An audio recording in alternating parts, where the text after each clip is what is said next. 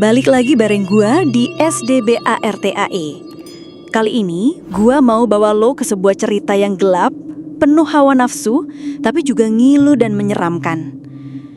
Cerita ini terjadi di tahun 2002 di sebuah kampung kecil di kaki Gunung Cikuray, Garut, Jawa Barat. Nama dia Mayang, cewek Garut asli, wajahnya ayu banget. Manis, tapi juga punya aura nakal yang bikin cowok-cowok kampung gak bisa tidur nyenyak kalau udah ngeliat dia manggung. Badannya gak usah ditanya, bohai abis. Meliuk-liuk di atas panggung sambil bawain lagu dangdut koplo, udah kayak magnet buat penonton yang desak-desakan cuma buat nyawer doang. Mayang ini kerjaannya dari hajatan ke hajatan. Kadang nyanyi di nikahan, kadang di sunatan, kadang di pesta ulang tahun orang kaya kampung. Udah biasa, tiap manggung dia disawer sampai uangnya dimasukin ke belahan dadanya. Bagi dia itu semua udah kayak rutinitas cari nafkah. Dia janda bro. Suaminya meninggal setahun lalu karena kecelakaan motor waktu pulang dari latihan musik. Usia Mayang baru 24 tahun waktu itu. Masih muda, cantik, dan liar. Hidupnya keras. Dia bukan tipe cewek yang gampang jatuh, tapi kerasnya dunia dangdut jalanan bikin dia kebal sama omongan orang. Alkohol, goyang hot, pegang-pegang dari penonton, udah dia anggap angin lalu. Yang penting duit ngocor, dapur ngembul, gitu pikirnya. Nah, di balik image seksinya di atas panggung, Mayang punya satu orang yang lagi dekat sama dia. Namanya Mang Jejen. Pemain kendang di orkes keliling, cowok berusia 35 tahun, brewokan, dan terkenal playboy di kalangan musisi kampung. Mang Jejen ini tipikal cowok yang doyan mabuk, doyan judi, tapi kalau udah di atas panggung, main kendangnya bisa bikin orang kesurupan joget. Mereka sering dibilang pasangan serasi tapi sialan. Kalau Mayang lagi nyanyi lagu Goyang Karawang, Jejen di belakang mukul kendang kayak orang kerasukan. Kadang mereka pacaran di belakang panggung, kadang bertengkar gara-gara masalah duit saweran. Tapi tetap aja, mereka gak bisa jauh. Malam itu, Mayang lagi duduk di belakang panggung, ngelap keringat sambil minum botol kecil isinya ciu oplosan. Bajunya mini, belahan dada nganga, dan suara penonton cowok dari bawah udah teriak-teriak minta lagu goyang dangdut. Jejen nyamperin. Ayo Mayang nyanyi lagi, duit saweran malam ini gede nih, lumayan buat ngebir sampai pagi. Tapi entah kenapa malam itu Mayang ngerasa badannya gak enak, kepalanya pusing, bulu kuduk berdiri, dan matanya kayak lihat bayangan hitam yang melintas di antara pepohonan di sekitar panggung. Jejen, gua ngerasa gak enak nih, kayak ada yang ngawasin gua dari tadi, bisiknya pelan. Ah, paling juga penonton ngiler lihat belahan lo May. Udah, ayo nyanyi lagi. Dan disinilah malam terkutuk itu mulai. Malam dimana Mayang gak sadar kalau ada makhluk dari alam lain yang udah ngincer dia buat dijadiin istri. Sejak suaminya meninggal, hidup Mayang gak jauh-jauh dari botol ciu, saweran recehan, dan Mang Jejen. Jejen itu bukan cowok idaman cewek kampung. Dia pemabuk, main kendang doang kerjaannya. Tapi entah kenapa Mayang ngerasa nyaman sama dia. Mungkin karena Jejen gak pernah ngatur hidup Mayang. Mau Mayang joget seksi di panggung, mau saweran masuk ke belahan dada, Jejen malah bangga. Tuh, belahan lo duitnya ngocor, Mei, katanya sambil ketawa. Mereka pacaran? Iya, tapi lebih tepatnya udah kayak binatang. Tiap malam, apalagi kalau lagi musim hajatan, duit cair, ciu ngalir, dan ranjang di rumah peninggalan almarhum suaminya jadi saksi mereka berdua jinah kayak babi hutan kawin di hutan. Hidup Mayang keras bro, tapi dia nikmatin itu semua. Sampai akhirnya malapetaka itu pelan-pelan datang. Hari itu Mayang tumbang, badannya panas, demam tinggi, dan gak bisa manggung. Jejen tetap jalan manggung ke kampung sebelah, tapi Mayang milih istirahat di rumah. Malam itu suasana rumah Mayang benar-benar beda. Biasanya suara jangkrik rame, tapi malam itu hening, terlalu hening. Jam di dinding udah nunjukin pukul 01.15 dini hari. Mayang rebahan di ranjang, cuma pakai gaun tidur hitam tipis tanpa daleman. Keringat dingin keluar, tapi matanya berat banget buat melek. Dan saat itulah kejadian aneh itu mulai terasa.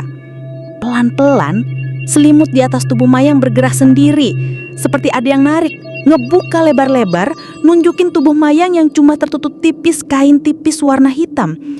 Tiba-tiba ada rasa dingin yang rayap dari ujung kaki, seperti ada tangan kasar tapi tak terlihat yang masuk dari sela-sela gaunnya, nyusup ke betis, ke paha, terus naik. Mayang gak bisa gerak. Dia ngerasa tapi gak mampu buka mata.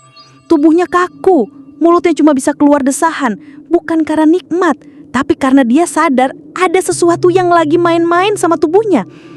Tangan itu terus naik, ngelus perut, dada, dan remasan kasar tiba-tiba ngebuat Mayang mendesak keras.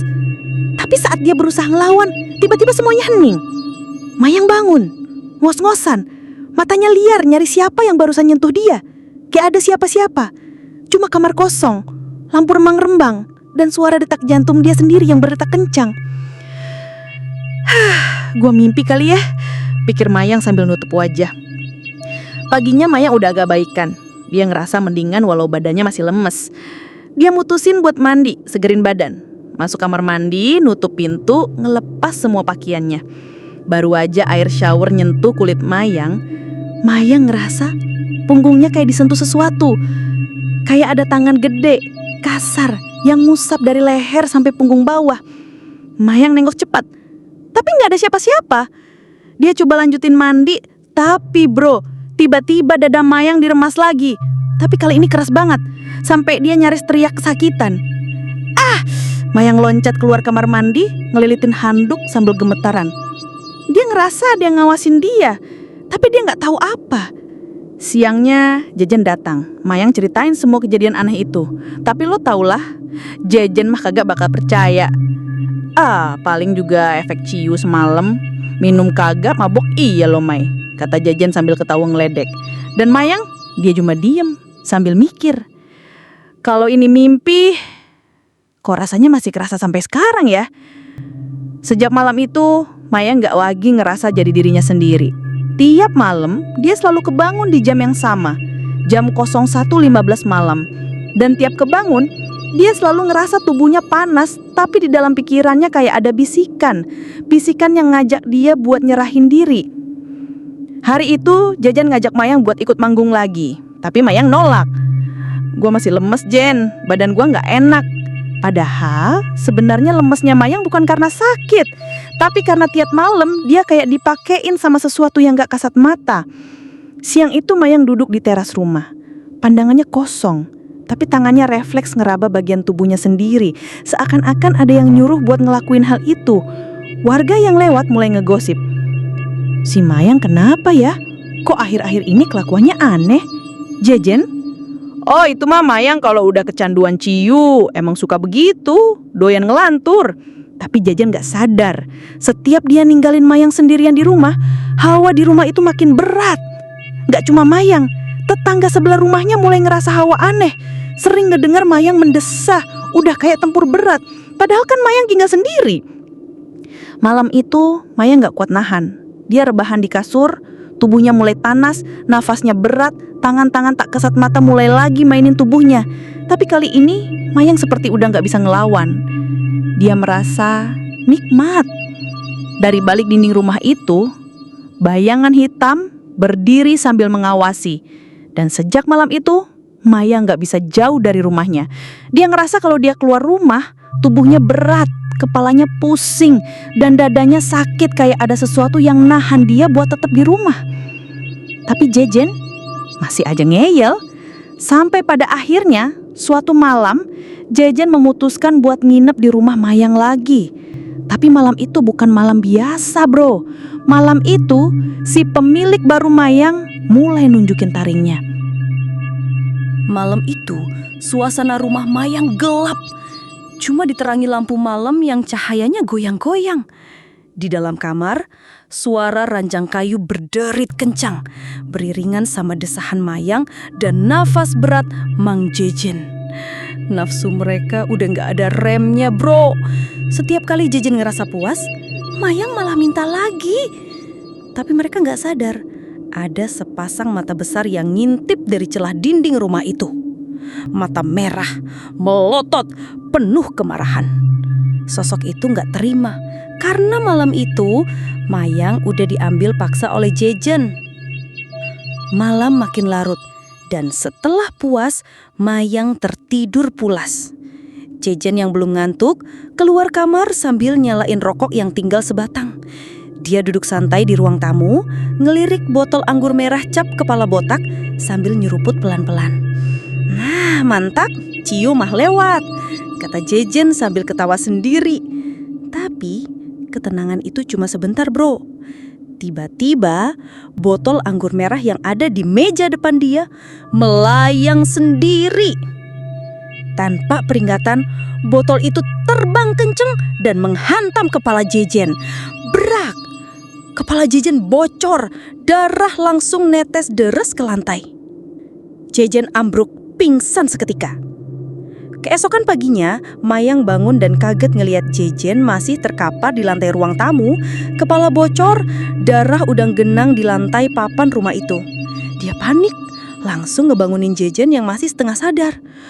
"Goblok, udah gua bilang kalau udah mabuk jangan nambah lagi, bego lo Jen." Jejen gak bisa jawab apa-apa, dia sendiri gak tahu apa yang terjadi. Akhirnya, Jejen dibawa ke klinik buat dijahit kepalanya. Mayang kesel, tapi tetap aja dia ngurus. Setelah itu, keesokan paginya Mayang pergi ke pasar, belanja kebutuhan dapur, dan ya beli cancut renda-renda modal terbaru yang dia udah ngincer dari minggu kemarin. Sementara itu, Jejen sendirian di rumahnya. Dia duduk di halaman belakang, ngelamun sambil ngelokok, ngeliatin ayam Bangkok peliharaannya yang lagi garuk-garuk tanah. Tapi tiba-tiba, dari balik pohon sirsak muncul suara erangan berat. Jejen nengok, matanya langsung membesar. Di bawah pohon itu berdiri sosok hitam legam, tubuh tinggi besar, matanya melotot, taring panjang, kuku tajam, dan bulu kasar nutupin seluruh badannya. Jejen lompat dari duduknya, panik setengah mati, langsung lari masuk ke rumah sambil nutup pintu belakang, kunci pakai grendel. Tapi bro, begitu Jejen nengok ke belakang, si genderuwo udah ada di depan mukanya. Gak ada suara, gak ada peringatan. Tangan besar itu langsung nyekek leher Jejen, ngangkat dia kayak boneka. Jejen nendang-nendang, ngerontah, tapi percuma. Tubuh Jejen dibanting ke dinding kayu rumah sampai dinding itu retak. Lalu si genderuwo ngelangkah ke sudut ruangan, ngambil kendang Jejen yang biasa dipakai buat manggung. Dengan tenaga brutal, si genderuwo ngangkat kendang itu dan berak. Kendang itu dihantamkan ke kepala Jejen dengan brutal. Bahkan sampai robek, kendang itu nyangkut, ngepas di leher Jejen kayak helm yang nutup sampai pundak. Darah netes-netes, Jejen seketika tewas. Siang itu, Maya gak tahu apa-apa. Dia masih sibuk milih bawang merah di pasar, sambil iseng nyobain cangcut renda baru yang dia baru beli. Sore itu Mayang pulang dari pasar sambil nenteng belanjaan. Baru aja mau buka pintu rumah, tetangganya nyamperin dengan wajah panik. "Neng Mayang, udah dengar kabar belum? Mang Jejen meninggal pagi tadi." Mayang bengong. "Meninggal? Kapan? Kok mendadak? Kenapa?" Tetangganya cuma bisa geleng-geleng. "Katanya kejedot kendang, Neng. Tapi caranya meninggal aneh banget. Warga juga heran." Tanpa pikir panjang, Mayang langsung layat ke rumah duka. Ikut nganter jenazah Jejen sampai ke kuburan. Tapi di tengah prosesi pemakaman, di sela-sela tangis dan bacaan tahlil, Mayang mendadak ngerasa merinding. Dia ngelirik ke arah pohon besar yang ada di pinggir kuburan. Ada sosok hitam tinggi besar. Matanya merah menyala, ngintip dari balik batang pohon. Mayang memicingkan matanya, fokus ngeliat ke arah sosok itu. Tapi detik berikutnya, sosok itu lenyap, kayak nggak pernah ada. Pulang dari makam, Mayang coba ngejalanin hari-harinya seperti biasa. Masak, nyuci, beberes rumah. Tapi malam harinya, gangguan itu makin brutal. Jam 1:15 dini hari, rumah Mayang berubah jadi neraka kecil. Pintu kamar tertutup sendiri, lampu teplok tiba-tiba redup, dan hawa di kamar jadi panas menyengat. Mayang yang udah terbiasa cuma bisa pasrah sambil menutup mata. Tapi malam itu beda bro. Sosok itu nggak lagi ngelakuin aksinya dari balik bayangan. Dia muncul sepenuhnya, mendekati ranjang Mayang, dan dengan tubuh kekar, tampang ganteng kayak aktor drama Korea, dia menindih Mayang. Mulai menjamah, merenggut tanpa perlawanan. Yang bikin ngeri, Mayang sadar penuh. Matanya terbuka lebar, dia tahu apa yang terjadi. Tapi tubuhnya nggak bisa bergerak. Dia mau nolak, mulutnya mau teriak, tapi tubuhnya malah pasrah. Nolak tapi tetap ngangkang bro. Sadis.